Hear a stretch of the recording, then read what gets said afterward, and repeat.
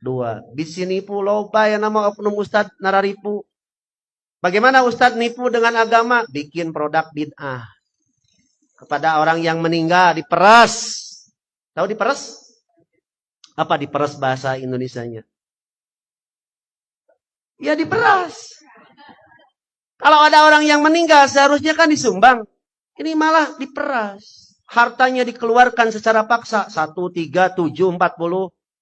Kan itu pemerasan itu. Dalih apa? Agama. Katanya harus bersedekah. Orang yang sudah meninggal. Punten. Ibu masih punya orang tua? Bagi ibu dan bapak yang sudah tidak punya orang tua, tidak perlu mengatasnamakan orang tua yang sudah meninggal.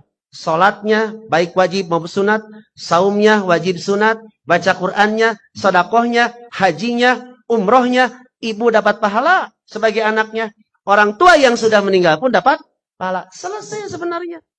Tapi kenapa dijadikan proyek? Karena oknum ustadznya pengen cuan. Apa cuan?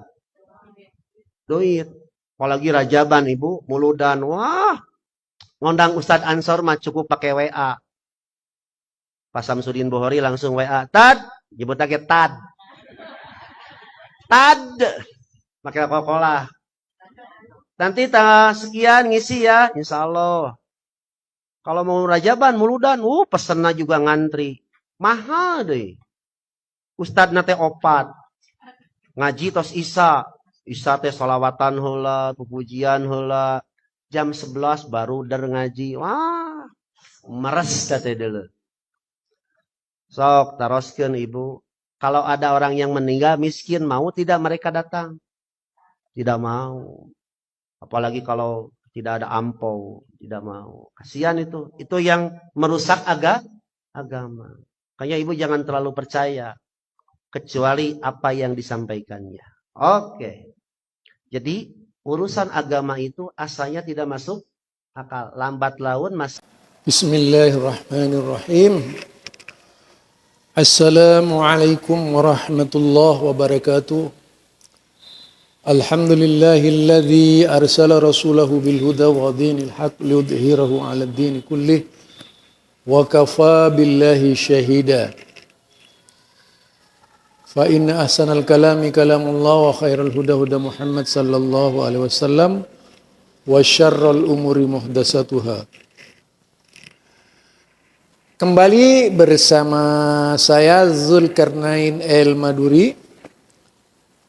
Kali ini tema yang akan dibahas berkaitan dengan tahlilan lagi.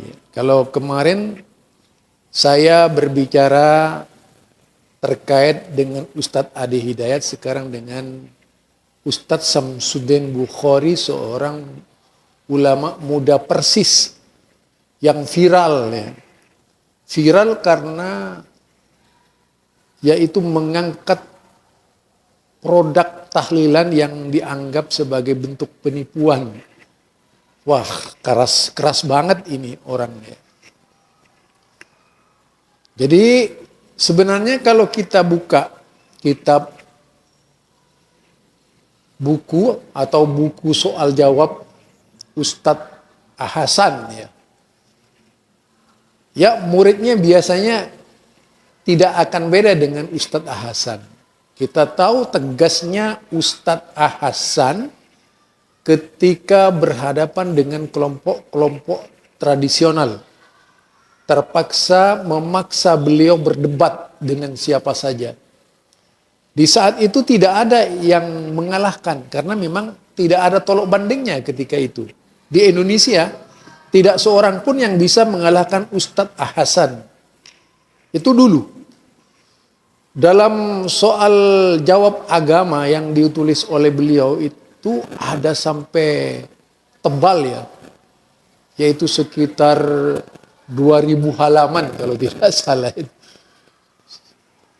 Karena banyaknya persoalan yang dibahas. Di antara pembahasan tahlilan, pembahasan yang paling banyak mendapat perhatian sekitar tahlilan. Sebagaimana yang dibahas oleh Ustadz Samsuddin Bukhari, salah satu muridnya, yaitu sekitar tahlilan. Memang kalau berbicara tahlilan, kita sangat prihatin. Sangat memprihatinkan sekali kalau berbicara tahlilan di mana-mana.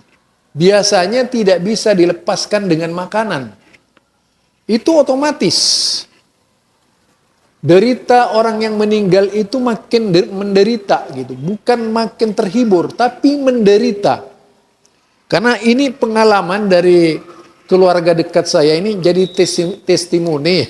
Testimoni ini.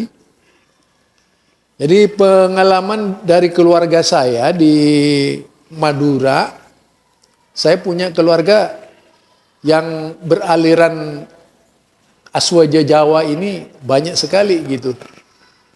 Jadi antaranya di wilayah Sera Tengah sampai Sera Timur sampai Sera Barat Buluto ini keluarga saya banyak. Tidak sedikit di antara mereka yang sangat dekat dengan pesantren. Bahkan teman-teman saya di pesantren banyak. Apa yang terjadi ketika salah satu keluarga saya yaitu meninggal, apa yang terjadi?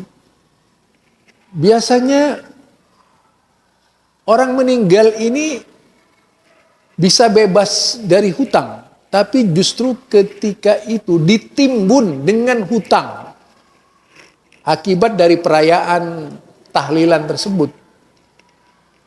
Biasanya kalau tahlilan, kalau tidak kambingnya yang ikut mati, sapinya ikut mati juga setelah 7 hari itu. Yaitu juga ketika 40 hari, ketika 100 hari, ketika 1000 hari.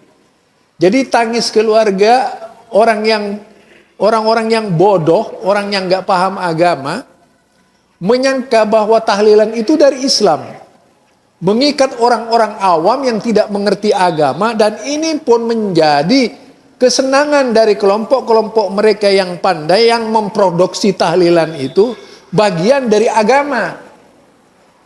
Sebenarnya mereka bikin susah gitu, mereka bikin melarat. Coba bayangkan, dia harus membeli kambing, dia harus membeli sapi, kemudian harus bayar hutang beras dan sebagainya. Waktu baru meninggal semua orang meminjamkan uang, semua orang meminjamkan beras. Tapi nanti sesudah hari ke-7 itu ditagih biasanya. Ini yang terjadi. Jelasnya tahlilan ini urusan perut, bukan urusan agama lagi gitu. Dan ini ini tradisi loh. Yang namanya tradisi tidak bisa dilepaskan dengan urusan perut. Nah, coba petik laut urusan perut apa saja, urusan perut ujung-ujungnya nanti perut. Karenanya di dalam hal ini memang perlu mendapat perhatian. Apa yang disampaikan oleh ulama Persis ini, ulama muda Persis ini, itu benar adanya. Jadi tidak sedikit korban-korban dari tahlilan ini. Yang seharusnya bebannya mereka diringankan, ini tidak ringan beban mereka, berat. Ya berat. Luar biasa kalau kita perhatikan. Ada yang terkadang harus menjual rumahnya untuk tahlilan gitu. Ada yang menggadaikan sertifikatnya, ada itu. Jadi sangat luar biasa peristiwa tahlilan ini, menimpa siapa saja. Dan kemudian beraninya mereka mengatasnamakan aswaja.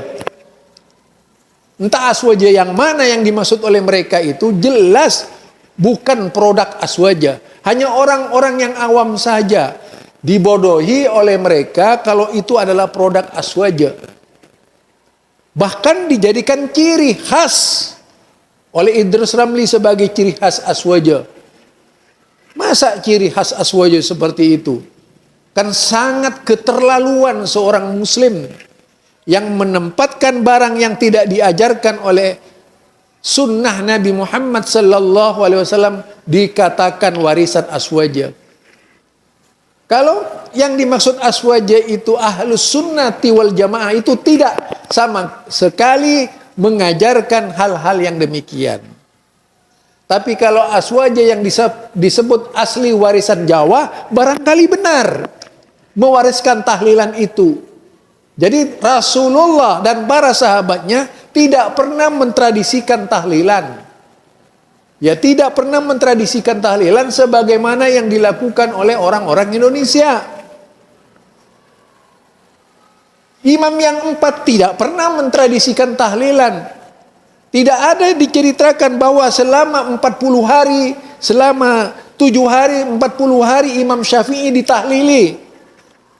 Ya, kita lihat yaitu imam yang 4 lah. Misalnya Imam Abu Hanifah. Apakah Imam Abu Hanifah itu ditahlili keluarganya sampai 7 hari, 40 hari, ya kemudian 100 hari, 1000 hari?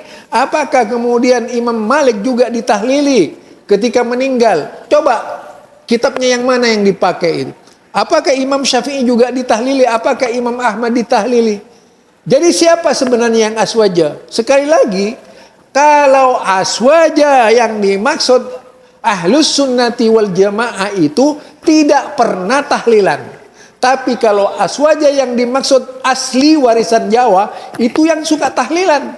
Ini saja dari saya, Zulkarnain El Maduri. Assalamualaikum warahmatullahi wabarakatuh.